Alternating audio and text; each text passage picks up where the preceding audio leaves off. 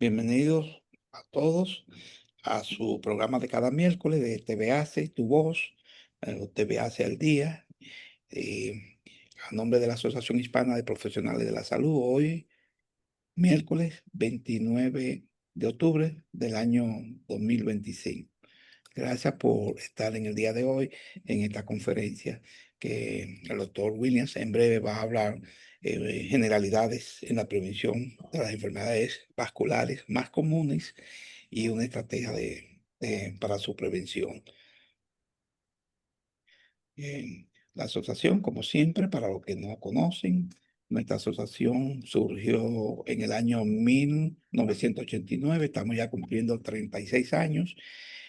TVA se surgió en la pandemia, estamos cumpliendo 6 años, ya pasamos 5. Y como siempre mencionamos, ha crecido esta plataforma porque nos ayuda un grupo de colaboradores, muchos de ellos están aquí, como el doctor Williams, Carmen, doctor Ruiz, Yocasta y los demás que ustedes lo ven ahí. Ya tenemos 19.300, casi 400, 19.400 suscriptores. Si usted no está suscrito y le interesa, pues puede escribir TVACE, Tu Voz, TVACE y suscribirse. Pero también puede tomar una foto, escanear este código de barra para hacerse miembro y seguir apoyando la plataforma. Si le interesa oír audio solamente, todas las conferencias se pasan a este canal de audio que está disponible para ustedes. iVox se llama, y ustedes pueden entrar ahí a enterarse también. La asociación acepta todo aquel que tenga un título de enfermería, de medicina, dentista, también puede ser bioanalista, puede ser también terapista físico, puede ser hasta veterinario.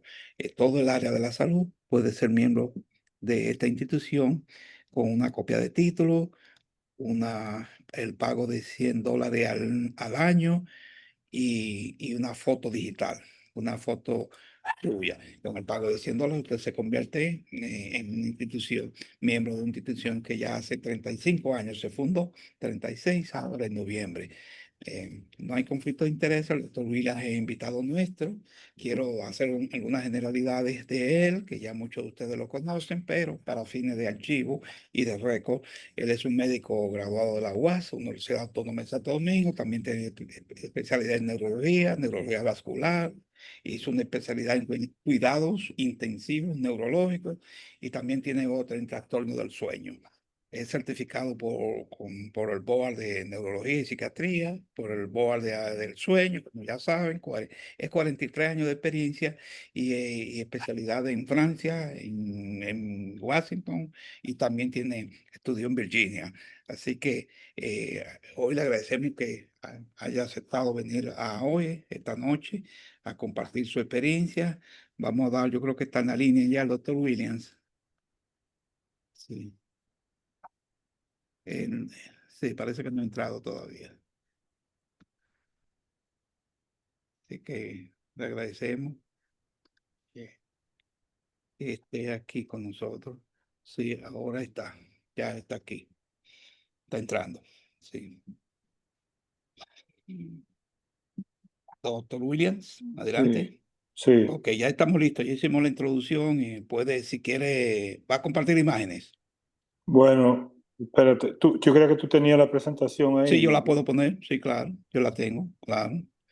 Déjame buscarla y así yo la... Está bien, yo voy a comenzar a hablar. eh, No sé cuántas personas, pero esta un noche grupo, yo como quiero hablar siempre, con ustedes. es un grupo selectivo, doctor, que tenemos Good, aquí. muy bueno. de- Quiero hablar con ustedes sobre las enfermedades vasculares.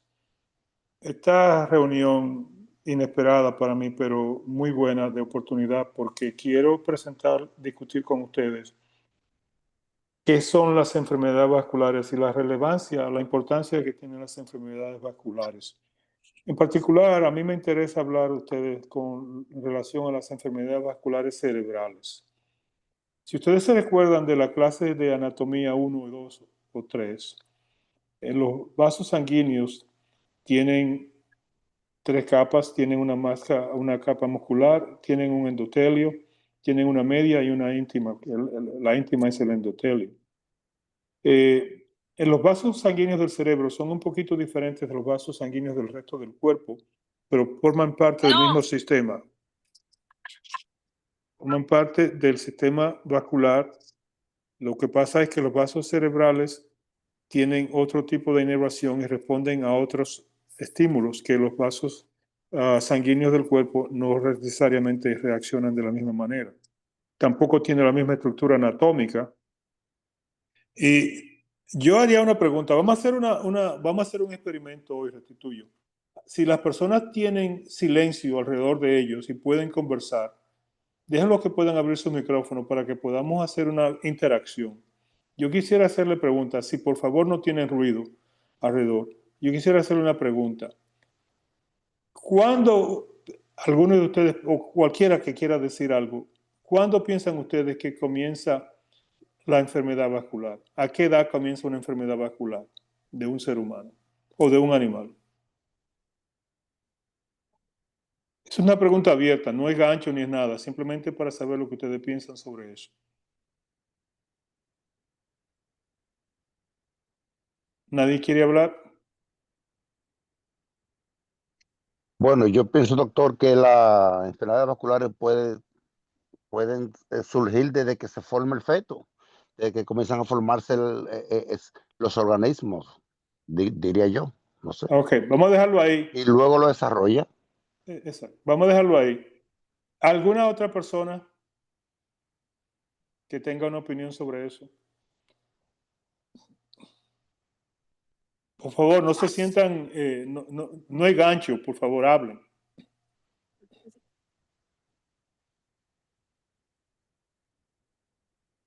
Ok. Alberto, gracias por la respuesta. La respuesta es correcta. Las enfermedades vasculares pueden comenzar a una edad muy temprana. La salud de la mujer embarazada, la nutrición de la mujer embarazada y la salud familiar y la nutrición de la familia durante el embarazo, yo diría, tienen impacto en la condición del niño al nacer.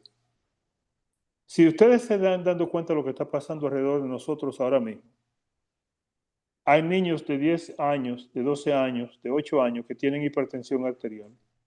Hay niños de menos años que son obesos.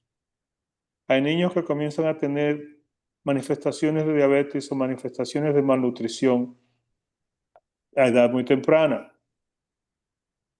Entonces, si nosotros tenemos esas condiciones de base, la edad del cuerpo humano depende de la salud vascular que ese cuerpo humano tenga. Will, Por ¿tú favor, puedes bañar a Abby, porfa? vamos a Sí, apagar los micrófonos de la gente que está en sí, el un audio. segundito, doctor. Sí. Si quieren hablar, que hablen, pero que por favor.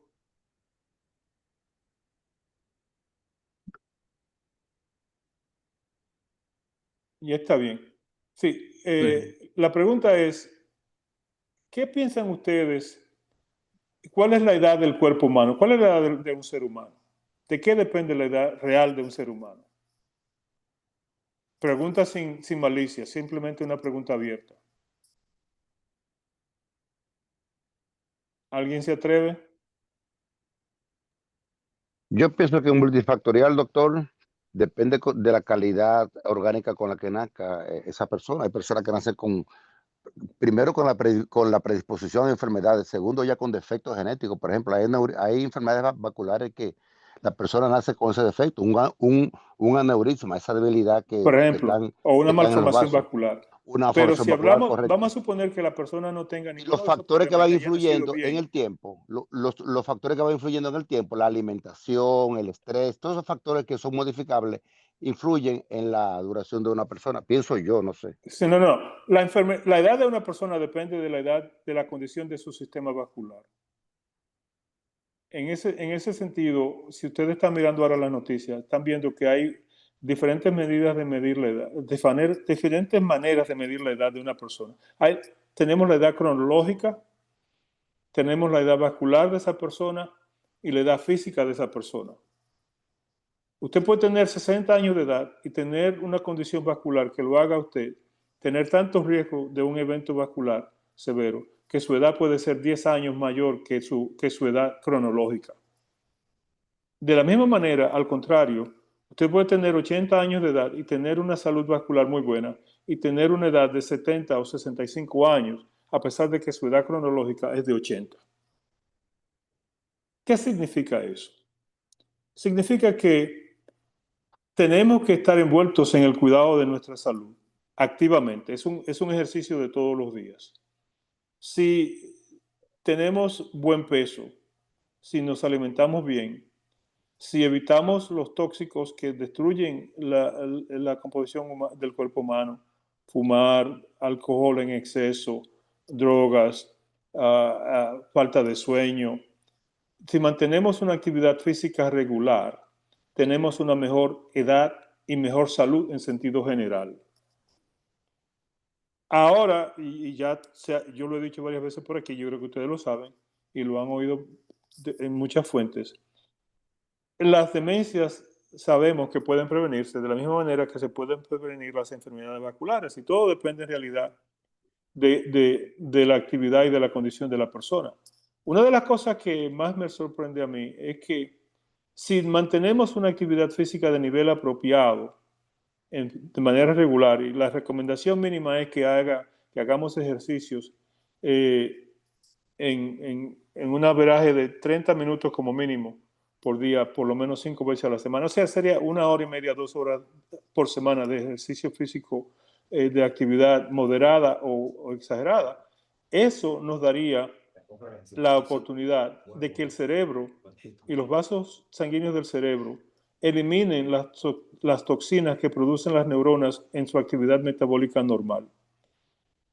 Y si miramos a la enfermedad de Alzheimer por sí sola, individualmente, lo que hay es una acumulación de toxinas que el cuerpo no puede eliminar y se acumulan dentro de la neurona y se convierten en placas y en neurofibrillares tangos y se acumulan de manera en tau y en proteínas anormales que al final lo que hacen es que matan, intoxican la célula cerebral, intoxican el sistema circulatorio cerebral y producen lo que se llama enfermedad de vasos pequeños del cerebro. La enfermedad de vasos pequeños del cerebro, de una manera crónica, afecta la sustancia blanca del cerebro. La sustancia blanca del cerebro, cuando yo estaba estudiando, decíamos que no tenía mucha función, pero lamentablemente la sustancia blanca del cerebro es la que controla las actividades cognitivas de equilibrio, balance, coordinación y manera de pensar del individuo. Mientras menos salud tenga la sustancia blanca del cerebro de ese individuo, peor es su condición cognitiva. Si alguien se recuerda a alguien qué es la sustancia blanca, ¿de dónde viene? ¿Cuál es la composición de la sustancia blanca del cerebro? Saquen eso de la memoria. Vamos a ver si tenemos a alguien que lo pueda sacar del banco de la memoria. Come on, people. No, nadie se recuerda, ¿no? O no quieren hablar conmigo. Está bien. La sustancia blanca es la acumulación de los axones y dendritas de las neuronas. La sustancia gris es la capa resultado de la acumulación de los cuerpos neuronales. Es donde está la densidad de los cuerpos de las neuronas. Una pregunta que sale en todos los exámenes de medicina interna para coger el board y el USMLE es ¿qué produce la sustancia? ¿Qué produce la mielina?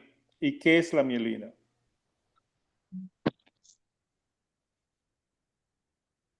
Mielina, ¿qué es la mielina? Una miel finita. Exacto. La mielina es una miel finita. ¿Alguien más? La mielina no es una capa que envuelve la neurona. Si mal no La recuerdo. mielina envuelve el axón neuronal. El axón neuronal. Es la capa que protege la integridad del axón neuronal. Y ayuda con la transmisión del impulso. Y ayuda con la conducción eléctrica y función de la célula neuronal. Recuerden, en la periferia, en los nervios periféricos, la mielina es producida por la célula de Schwann. En el cerebro, la mielina es producida por el oligodendrocito. Cuando hay daño a la mielina, la mielina sería como si dijéramos un cable eléctrico, que ustedes ven que tienen una cubierta para proteger el metal que está dentro del cable eléctrico conduciendo la electricidad. Esa protección que tiene un cable eléctrico es la misma función de la mielina, protege el axón dentro de la mielina para poder formar el nervio y para poder mantener la actividad neuronal integral.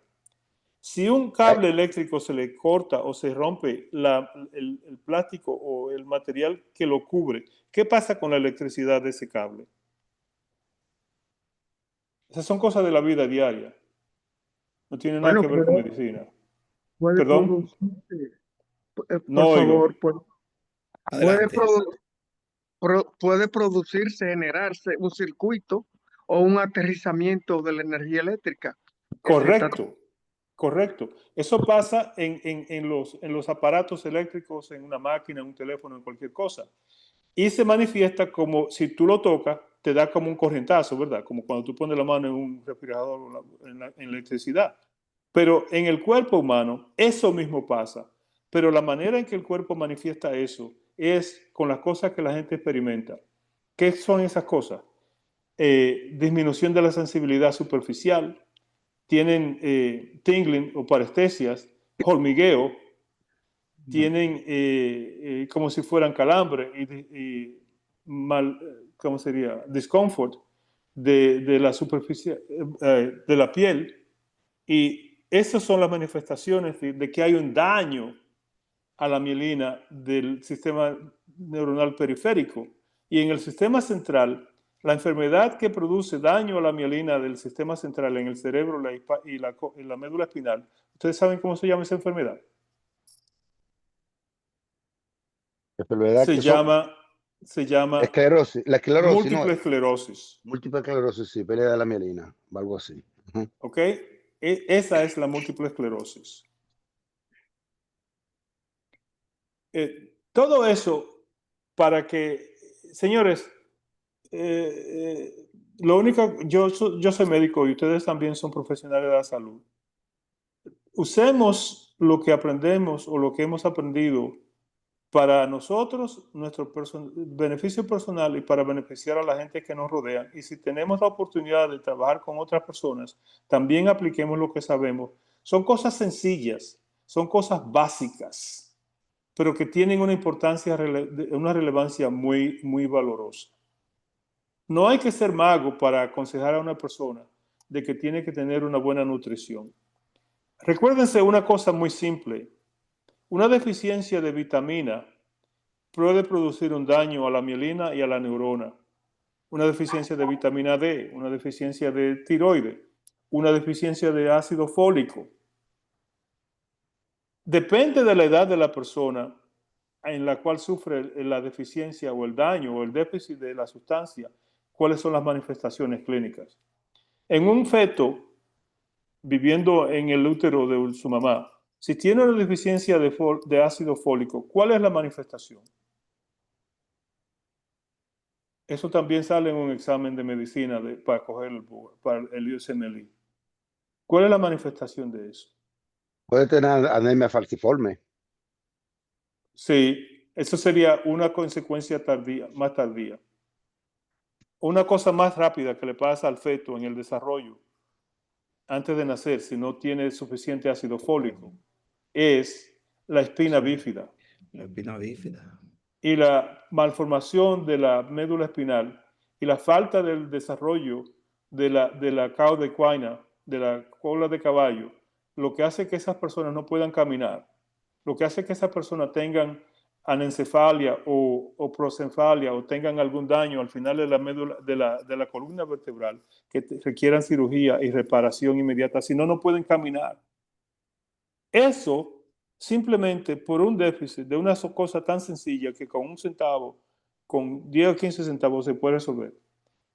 Una de las cosas que más hace daño es una deficiencia nutricional a edad temprana. La falta de vitamina, la falta de tiroides, produce, por ejemplo, la macroglosia, produce retardo intelectual, produce retardo del desarrollo. Cuando tú no tienes vitamina D, hay una deficiencia de la formación de los huesos y hay tendencia a tener fracturas y al no desarrollo normal del cuerpo del individuo. Simplemente por una deficiencia de una vitamina. Peor todavía, con más frecuencia la que vemos más, es la deficiencia de vitamina B12.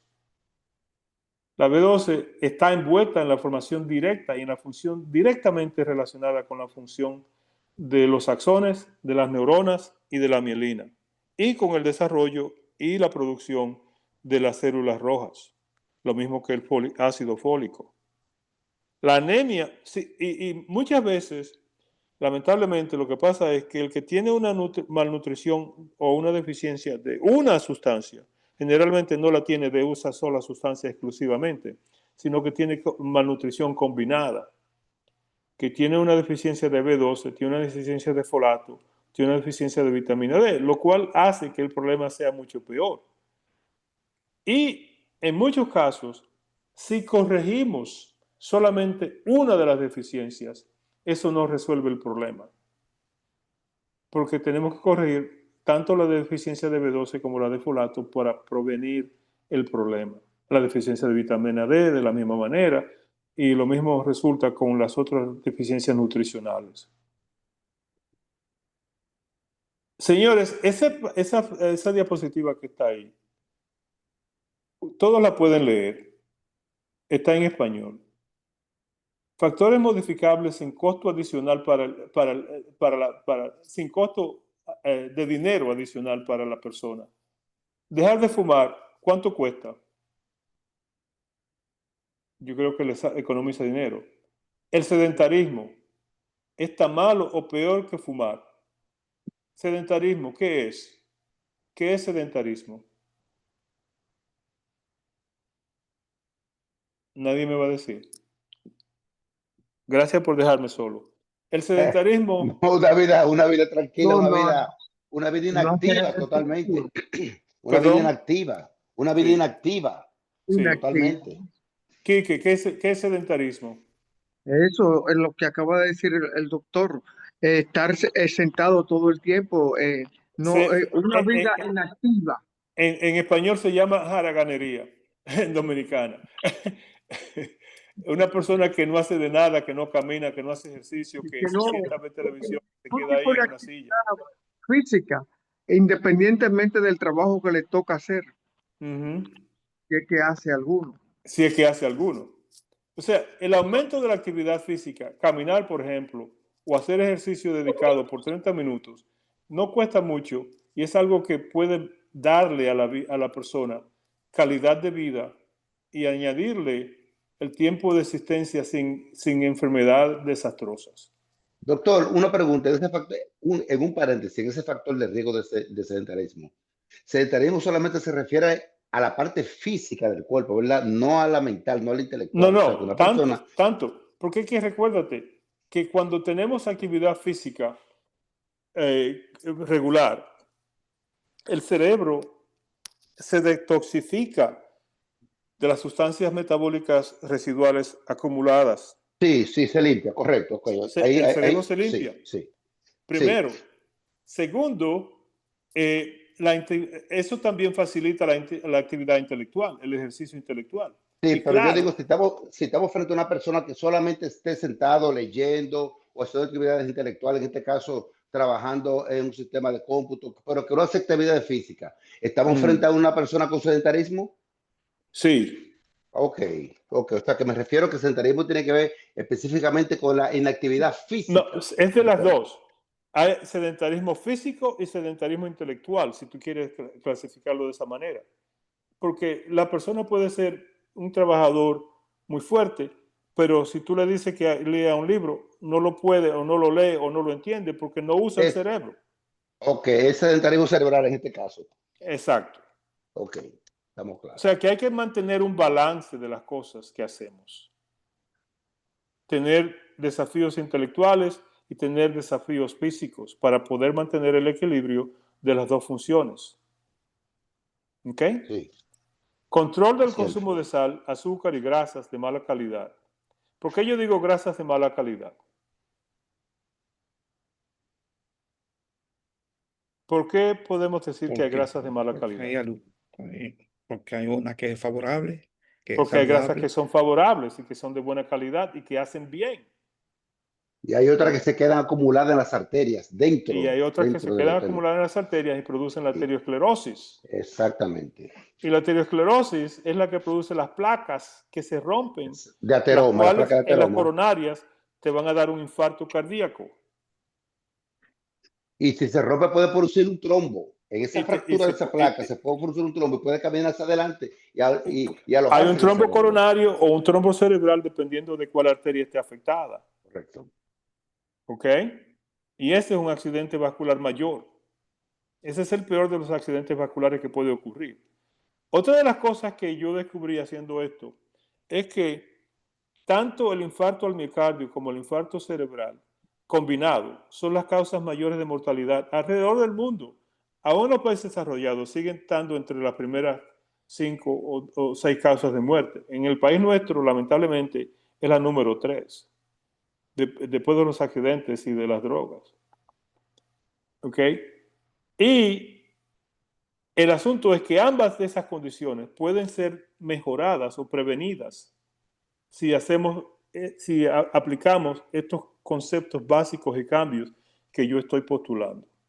Yo no lo estoy postulando yo lo estoy diciendo porque esa es la recomendación que se ha hecho a nivel mundial, Y están tanto para los establecidos. países desarrollados como para los países en proceso de desarrollo. ¿Alguien quería decir algo? No, está bien. Señores, el consumo de alcohol en exceso, el consumo de drogas de cualquier tipo, incluyendo las que se llaman naturales y que son benignas, el consumo de la juca, la marihuana, lo que ustedes quieran, hacen daño al cerebro. Son sustancias tóxicas que dañan la función neuronal, aceleran la muerte neuronal y cuando se acelera la muerte neuronal, se acelera el proceso de demencia, se acelera el proceso de atrofia cerebral, se acelera el proceso de pérdida de la función ejecutiva. ¿Ok? ¿Por qué? Porque el cuerpo tiene que mantener una homeostasis.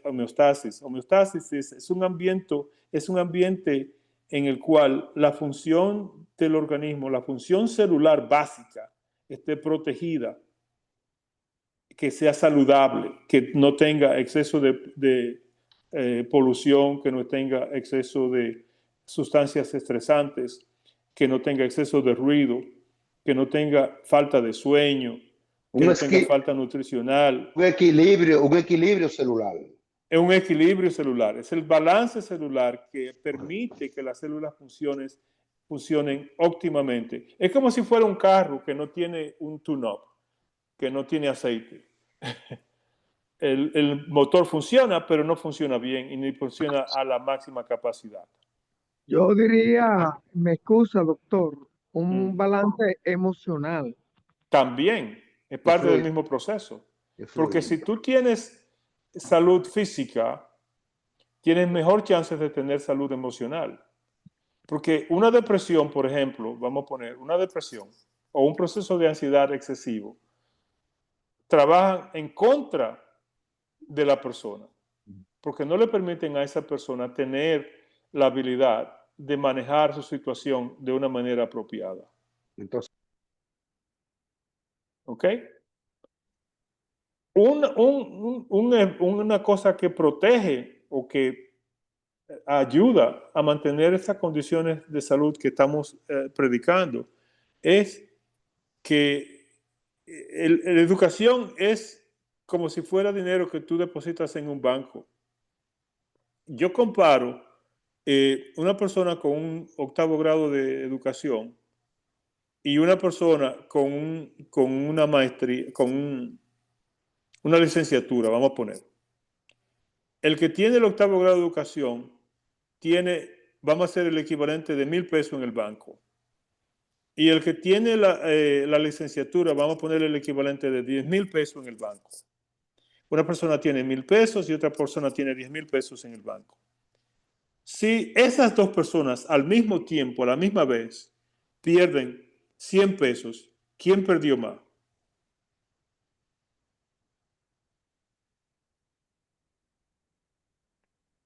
No es un truco tampoco, es una pregunta El de sencilla. 1000, de 1000, ¿Eh?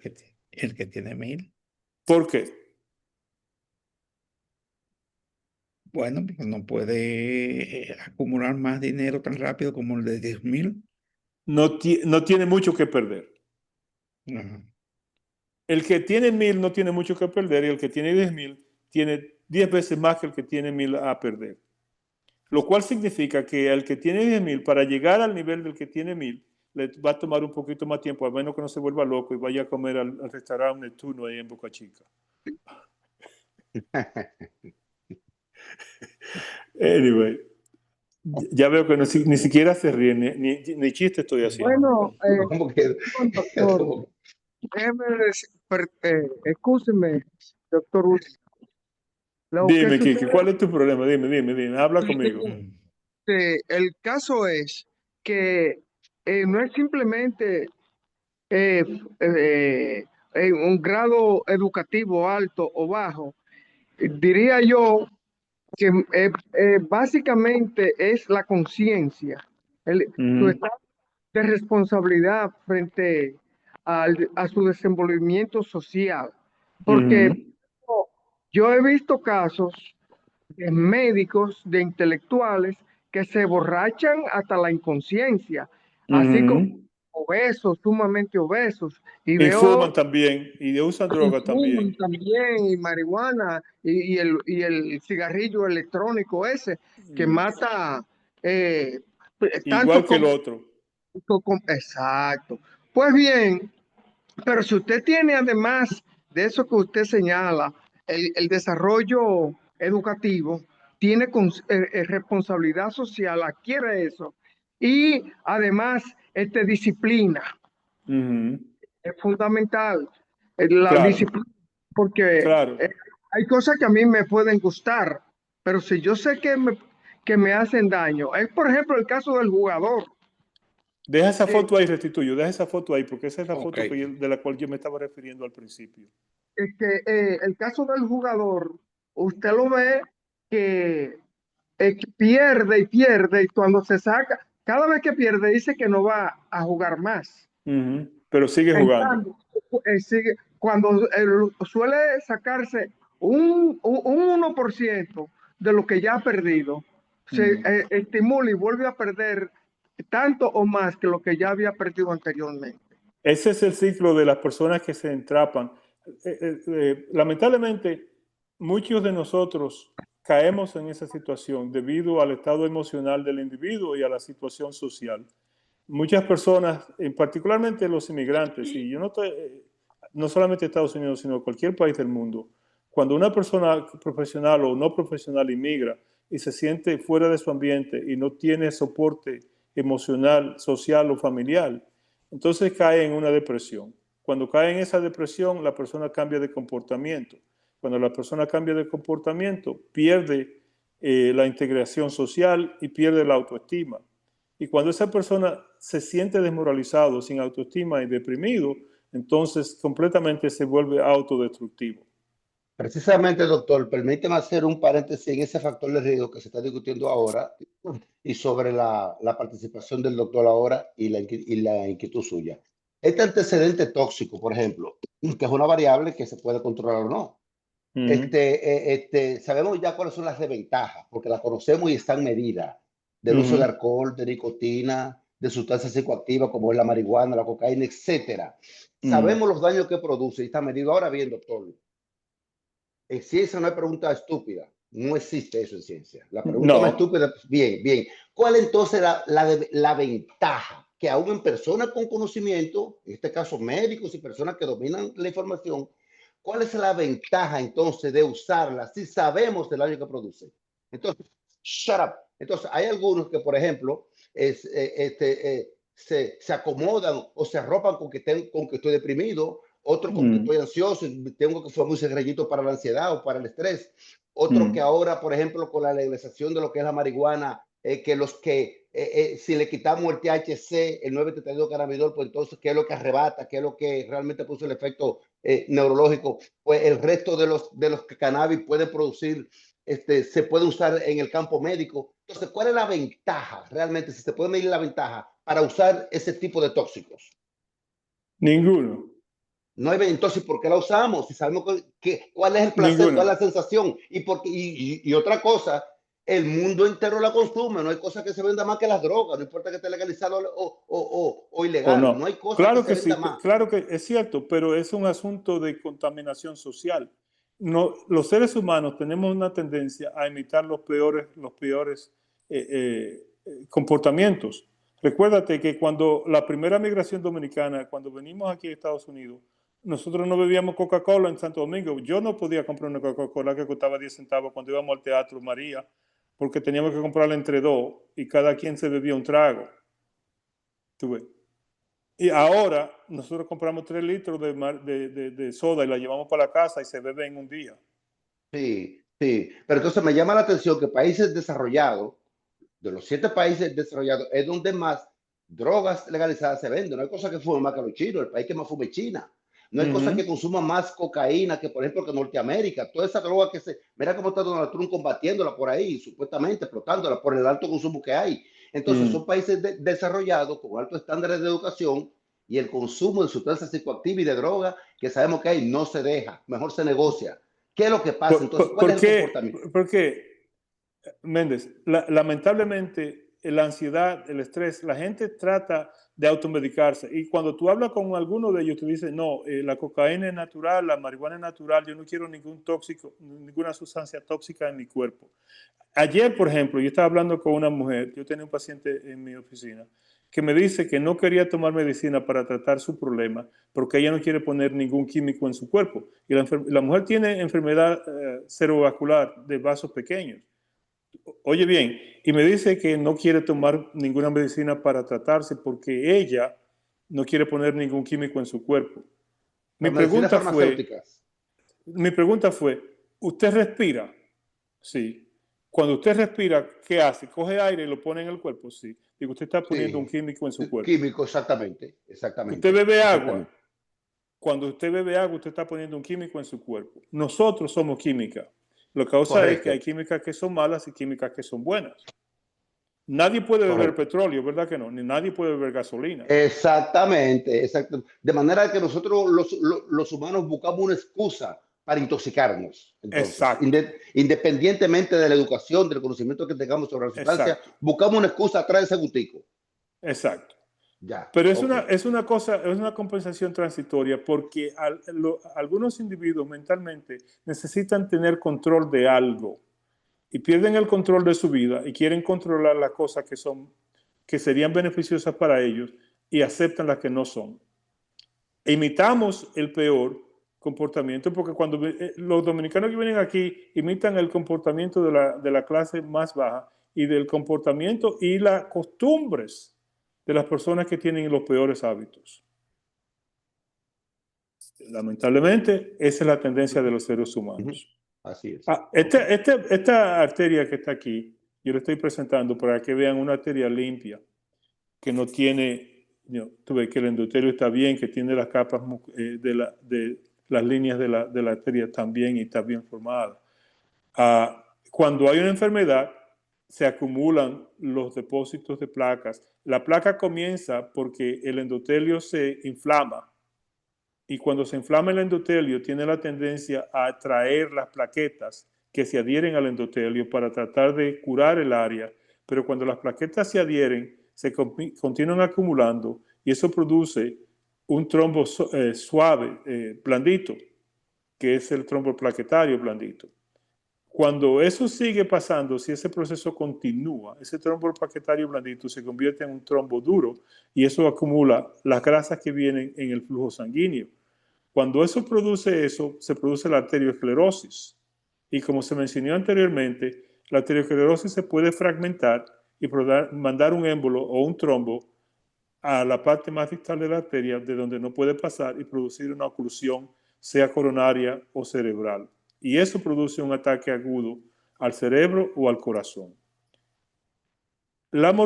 Sin embargo, la diferencia entre el ataque agudo isquémico al cerebro o al corazón es que en el cerebro, 99% de las veces, ningún accidente vascular produce dolor. Mírenlo aquí.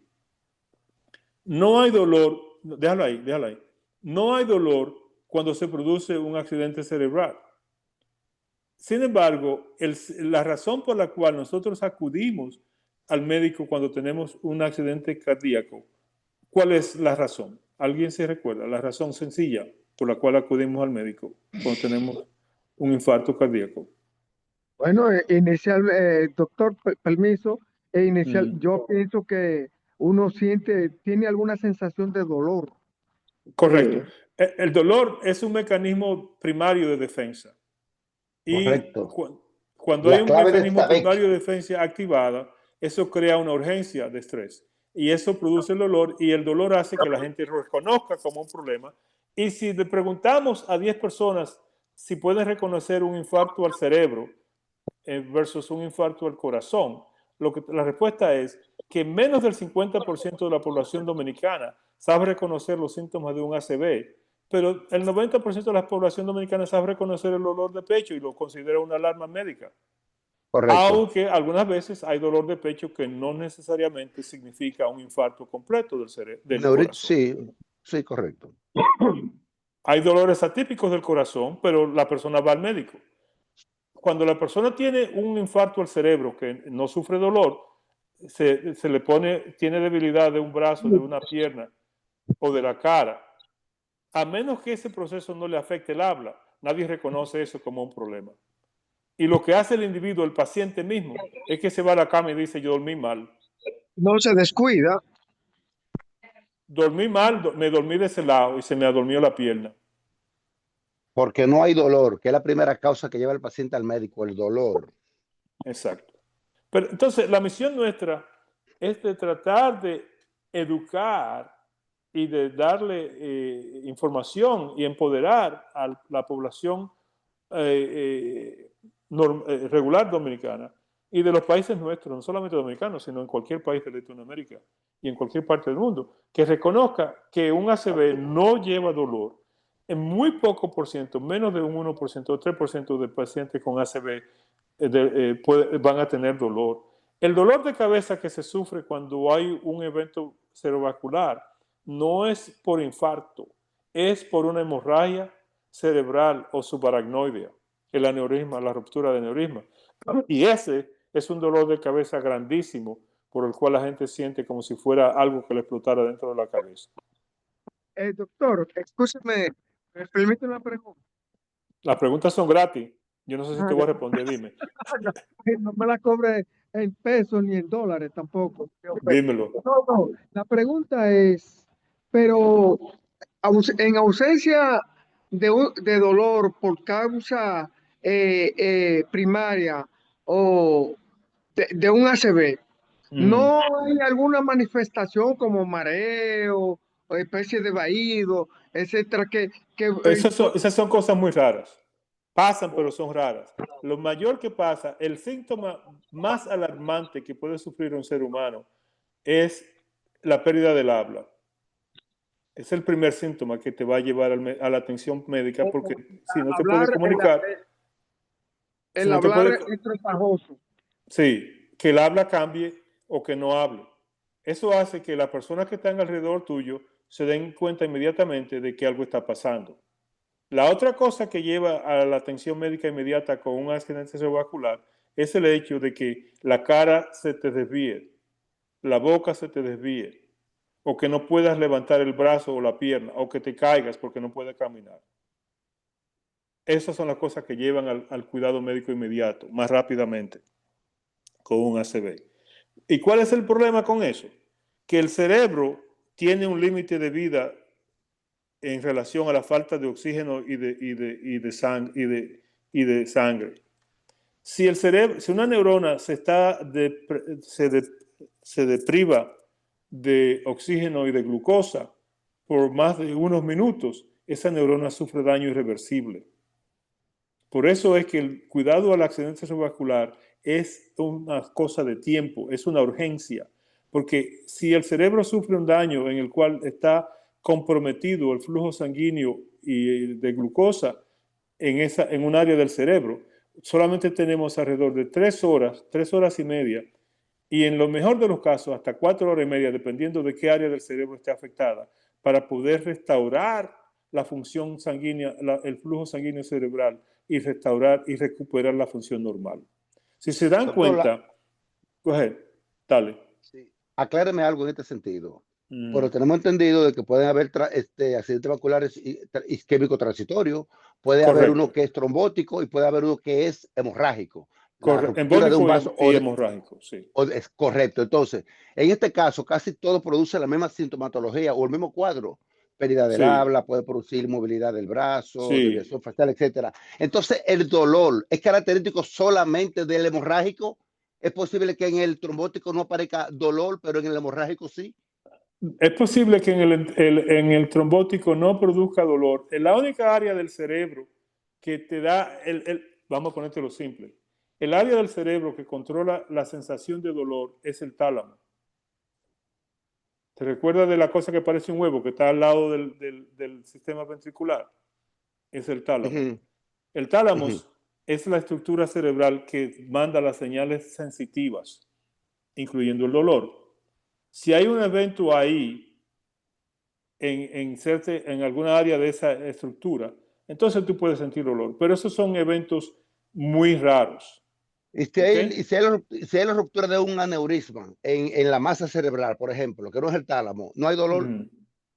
No, no. Siempre que haya, mira, Méndez, lo que pasa es lo siguiente. Recuérdate que el cráneo es una caja cerrada. ¿Ok?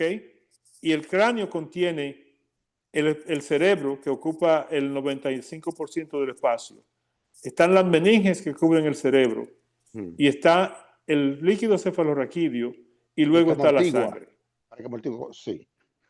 Y luego está la sangre. Todas esas cosas tienen que estar en su propio lugar para poder coexistir. Si algo sale de su espacio normal, entonces hay un problema, porque hay un cambio de la dinámica. De manera que si hay un sangrado, sea intraparenquimal cerebral o subaracnoideo cerebral, el espacio cambia. Cuando el espacio cambia porque hay un exceso de volumen de algo que no existía normalmente, Ajá. eso va a producir un cambio de la dinámica, eso va a producir una alteración del estado de conciencia del individuo y eso va a producir dolor como uno de los síntomas. Vuelve para atrás la otra cosa. En esto, yo les enseñaba a ustedes que la estructura vascular cerebral es diferente de la del corazón. Aquí está la túnica externa, la túnica media y la íntima. Esas son las 3 estructuras del vaso cerebral. No tiene una muscular. ¿Ok? La íntima o el endotelio es la que realmente determina la edad de la condición vascular. Otra cosa, cuando tú mencionas un accidente isquémico cerebral transitorio, quiere decir que hubo un episodio en el cual se paralizó el flujo sanguíneo de un área cerebral, pero se recuperó casi inmediatamente por sí solo. Vamos a suponer que en una de estas placas aquí se desprenda un pedacito y ese pedacito viaje hasta la arteria más pequeñita al final y ahí produce un síntoma, ahí produce un infarto.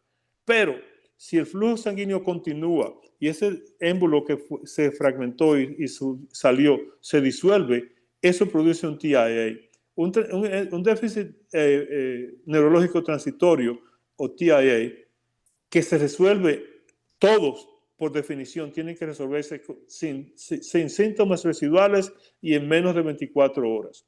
La mayoría del tiempo, cuando es un TIA verdadero, se resuelve en 1 a 2 horas completamente y no deja residuo. Y si tú haces una tomografía cerebral, no vas a encontrar nada que te indique que pasó algo ahí porque el flujo sanguíneo se restauró antes de que produjera un daño Perfecto. neuronal o cerebral permanente. El oxígeno entró rápidamente, sí, a la célula y pudo Retornó, entonces, sí, retornó. La diferencia que hay entre los vasos sanguíneos cerebrales y los vasos sanguíneos del resto del cuerpo es la capa Incluyendo celular. el Por eso corazón. entonces, incluyendo el corazón. Esa es la característica por la cual los vasos se dilatan, es decir, se abren y se cierran según Correcto. el, Es el según el estado sistema fisiológico. autonómico. Esa es la Ajá. dinámica, la diferencia que la dinámica autonómica del cerebro. Es que los vasos sanguíneos del cerebro responden a, por ejemplo, al cambio de oxígeno, responden a la presión arterial, responden al nivel de CO2 que tenga la persona circulando y a la inflamación de un trauma. Pero no se dilatan, o sea, no, Sí, no tiene, sí. los Se dilatan y vasos se cerebrales contraen. también, los Se cerebrales dilatan y se también, contraen. Si la pero presión arterial normal es de 120 sobre 70 y una persona bruscamente se le sube la presión a 200 sobre 90 o sobre 100, el vaso lo primero que hace es contraerse para evitar que haya un exceso de flujo ok. sanguíneo llegando al Yo, cerebro sin yo control. entendía que respondía al resto de la presión arterial del cuerpo, pero el vaso celular del cerebro mantenía, o sea, asumía la consecuencia de la cantidad de sangre o de la presión sanguínea producto de los otros vasos, no de él, porque al no tener capa muscular, No, papi, porque no el tiene la vaso sanguíneo característica cerebral reacciona a la presión arterial, igual que reacciona a la falta de oxígeno. Cuando hay falta de oxígeno o exceso de sí, CO2, sí, se sí, dilata. Cuando hay falta de oxígeno, se dilata para traer más sangre. Cuando hay un exceso de la presión aún no de tenga sangre, capa muscular, aún no tenga capa muscular. tiene un sistema autonómico. Ok, ya. El sistema nervioso autonómico es el que produce Tú no controlas los movimientos de tu estómago. Tú no controlas los movimientos intestinales tuyos. Tú no controlas la dilatación de tus pupilas, a menos que tú no te hagas daño al ojo. No, Esas son cosas no, autónomas. porque obedecemos a un sistema involuntario en este caso. La presión arterial, por ejemplo, la presión arterial obedece, por ejemplo, acuérdese del sistema renal angiotensina que produce entonces, Exacto, exacto. pero, ajá, entonces, por ejemplo, cuando damos algún tipo de medicamento antihipertensivo que actúa en los receptores, lo que hace es que se dilate el vaso, baja la presión arterial y Exacto. entonces se controla. Pero entonces en el cerebro no pasa así, no se dilatan los vasos Sí, también. no, pero es que el cerebro no tiene que estar. Cuando baja la presión sistémica, Ajá. baja la presión cerebral, pero en Automáticamente. proporción. Ok. Mira, para tener flujo cerebral, Albert, tú no puedes tener una presión de menos de 80 sobre 50. Es el mínimo. Cuando baja la presión demasiado, no hay perfusión cerebral. Míralo aquí en esta cosa. La perfusión cerebral aporta agua, glucosa y oxígeno. Reducción del flujo cerebral temporal o permanentemente cuando pasa de menos de 50 cc por 100 gramos de materia cerebral por minuto. Si, por ejemplo, pasa de 50 a 60 y llega de 50 a 100, si pasa de 44 a 67, comienza a disminuir. Cuando llega de 20 a 25, menos de la mitad del flujo normal, hay daño cerebral. Cuando se cae, el daño cerebral a 20 a 25 es transitorio, si se restaura la función normal. Cuando llega por debajo de eso, si no se restaura la función normal, entonces hay cambio y muerte neuronal. Esa es la suelta. Míralo aquí. Está listo ahí. Ahí mismo está dicho. Léelo ahí. Los vasos sanguíneos cerebrales responden de manera autónoma. Con el sistema nervioso tiene el sistema nervioso central, periférico y autonómico. La función intestinal, la función, el mismo tu corazón, los latidos cardíacos están controlados por el cerebro. El sistema autonómico, el sistema Sí, autónomo. el sistema vagal o simpático son los que Exacto. controlan las funciones de los órganos del cuerpo, pero eso es parte del sistema nervioso central. Correcto. ¿Estamos claros? ¿Alguna otra pregunta, señores? Yo no sé, yo he hablado demasiado. Yo he tratado de mantener esta conversación usando un lenguaje sencillo que yo creo que nos pueda ayudar a comunicarnos a todos. Y con la intención mía era de que todo el que ha sido durante esta conversación, de que todo el que esté presente pueda sacar algún provecho de la conversación, hablando en lengua Llana. llana, simple. Y esta es la foto de lo que es, por ejemplo, un TIA, un cerebro normal, tú no ves nada. Cuando hay daño isquémico, por ejemplo, como en este caso, mira lo que pasa, cómo cambia la estructura cerebral, porque hay daño permanente cerebral. Y ustedes ven los infartos pequeños y los infartos lacunares que sufre ese cerebro. ¿A qué obedece esa imagen? ¿A tomografías o resonancias? Hay tomografía y hay resonancia. Yo creo que esta es una resonancia. Pero mismo si tú haces una tomografía al principio de un ACV, en las primeras 2 horas de un ACV, aunque sea real, no hay mucho daño de la tomografía, no hay mucho cambio en la Se tomografía. puede ver. Tiene que ser una persona que sepa mucho de neuroimagen para poder reconocer un ACV temprano en una tomografía. En este caso, doctor, ¿se usaría método de contraste, verdad? ¿O no? O como quiera que sea, la falta de Para oxígeno. cambios isquémicos no se necesita método de contraste, Ok, a menos que no perfecto. sea por un tumor. Sí. La Y falta de para oxígeno se cambios refleja. hemorrágicos no necesita. Por eso exactamente es que hacemos una tomografía, es para ver si hay hemorragia o no. La tomografía es la mejor manera de reconocer una hemorragia cerebral aguda. Esa es la manera Sí. más rápida. O sea, que la presencia de sangre y la falta de oxígeno se reflejan de un color diferente. Exacto. Claro, la sangre se ve blanca, la falta de oxígeno se ve oscura. Y esta imagen aquí es para que vean la función, cómo vive una célula neuronal normal. Estas cositas que están aquí son la mielina. Y cuando hay daño, mira cómo está el núcleo de esta célula, sano. Mira cómo está el núcleo de esta célula. Ya este núcleo está dañado. Y aquí, cuando el núcleo y las células dejan de funcionar, entonces hay muerte del axón y de las dendritas. El axón es único, las dendritas son múltiples. ¿Ok? ¿Ven la diferencia? Esta es la mielina. Y para los que se acuerden, este es el nódulo de Ranvier. Aquí. ¿Ok? Eso sirve para producir lo que nosotros llamamos la conducción saltatoria, que en lugar de ser continua, sea de aquí a aquí, de aquí a aquí, pasa la Paso en electricidad. Y eso hace que la conducción nerviosa sea más rápida. En averaje, una persona normal puede conducir a una velocidad de 50 a 70 milímetros por segundo de la transmisión neuronal, de la conducción del axón. Eso lo mostramos cuando hacemos un electromiograma. Sí, sí. Con función sensorial. Anyway, no lo quiero convertir en neurólogo, pero quiero que aprendan. Sí, no, eso es lo importante. Así es. ¿Alguna pregunta?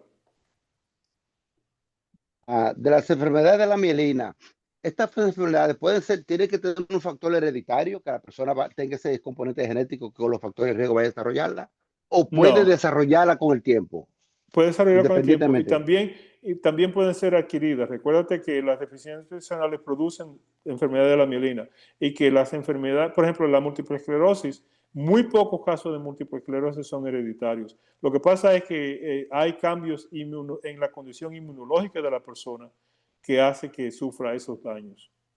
Entonces podemos prevenirla.